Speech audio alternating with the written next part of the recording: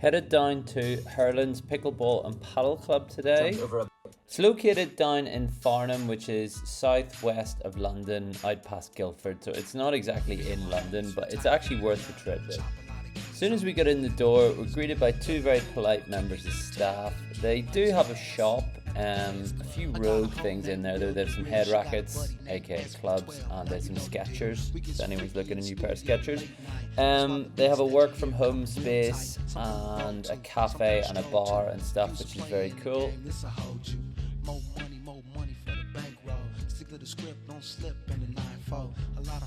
Alright, here we go. We are talking 9 pickleball courts and 5 paddle courts. It's the enemy. This here. Fucking hell! Hello! How are we doing, sir? What a spot. You're on YouTube? Yeah, boys! One annoying thing about this place is it's not on Playtomic or Paddlemate, so you've got to book it on their site. It's like hurlands.com or something. If you want to book one, you'll find it. And in better news, it was 75 quid for 90 minutes, which is much nicer than the £3,000 per 90 minutes Paddle Hub are charging these days. Yeah, we just go? Yeah, I'm ready. Yeah.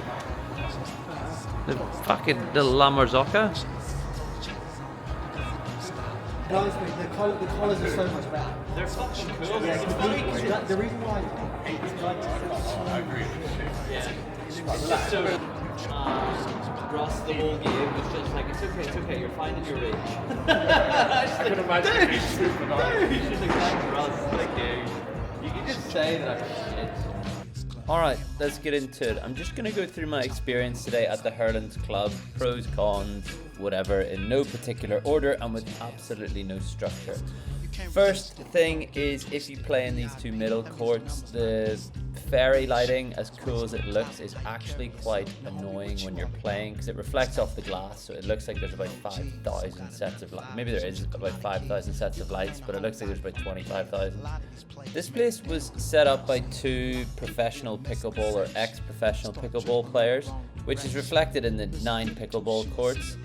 But everything is marketed as a premium look and feel, but accessible to all, and it does instantly feel like that. Like, the place is immaculate, it looks great, the colours look great, and the accessibility for all things sort of is there. Like, the staff at the front of house are super helpful. They're like, yeah, you're on this court, it's down here, it's whatever.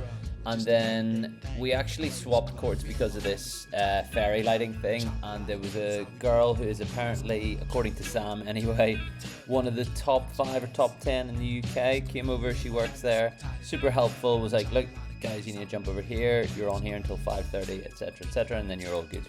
Which is great. I love that when staff are actually helpful and communicate with you and things like that, as opposed to make you feel like it's them and you, or an us and them type thing. And it is great to see a paddle club in and around London pushing that connection thing, friendly staff, conversational coaches and stuff. It does sometimes feel like paddle in London can be quite transactional. It's just high court prices, come in, pay. If you don't pay, the next person will. And I feel and I hope that as paddle in the UK does continue to grow, it's clubs like this, or clubs that focus on that community side of things, that will be the ones to survive and thrive.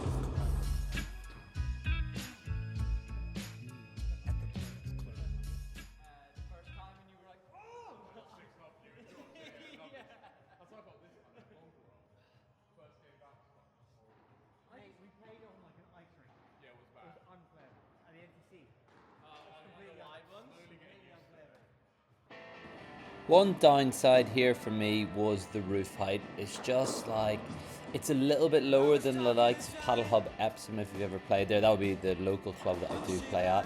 And you know what it's like when the roof just feels a little bit too low. Your lobs are just a bit hesitant and you sort of keep teeing up your opponents, and that's what I'm going to blame on why we lost today. Absolutely nothing to do with my error count.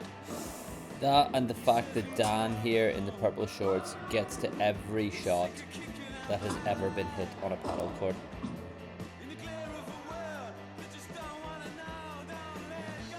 The only other negative I really had was that there were a few dead spots on the courts, but I imagine that's nothing to do with the courts. That is just part of like the bedding in process or something like that. Because on the flip side, the surface of the courts was actually really nice.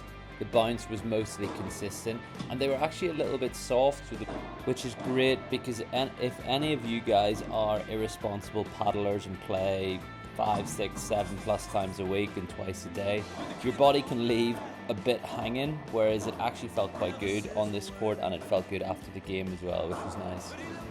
Anyway, really good day out at the Hurlands Club. Paddle with your mates, what it's all about.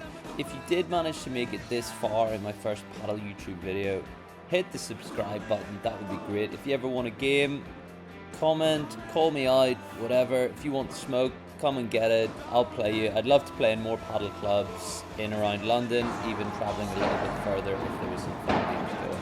Thanks.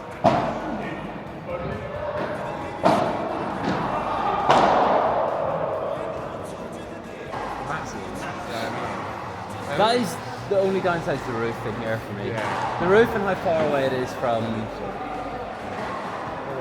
To be fair, we didn't hit the roof that many times. No, but that's at the cost of hitting you to a lot of really nice overheads. Yeah. Probably those like faster ones or like... Yeah, exactly. And a faster one is going to fucking bounce and come back out off the back bar, which makes it quite nice. Yeah. Sure.